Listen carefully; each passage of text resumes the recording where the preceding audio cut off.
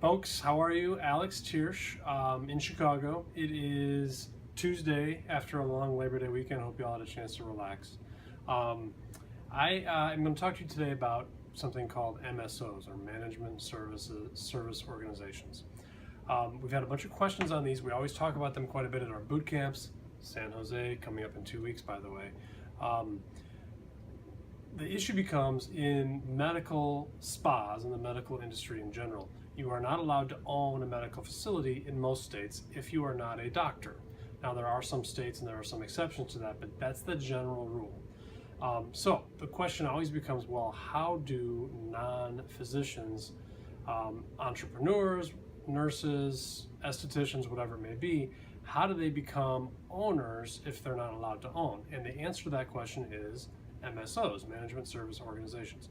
What this is, and this is it's a relatively complicated process, although it's much easier than it seems at first. So I recommend that you contact a healthcare attorney before you don't try to do this on your own, in other words.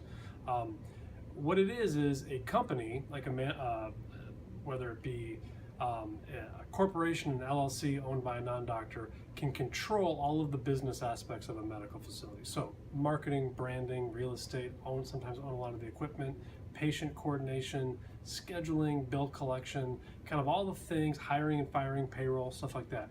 All the things that make the medical spa run can be controlled by a non-doctor owned company. That's the MSO. Then what we do is, between that company and the doctor's company, we create a contract where revenue flows through a management fee to the MSO. Again, it's kind of easier to look at it when it's diagrammed out, but it's actually a very common tool used by non-physicians in sort of the large managed care sector of healthcare. So it's been around for a long time.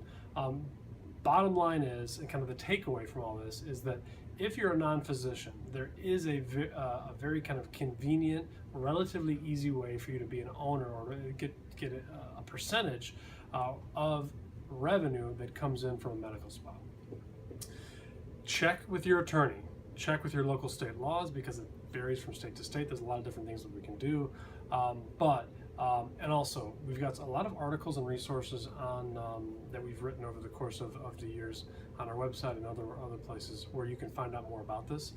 Talk to you soon. Thank you very much.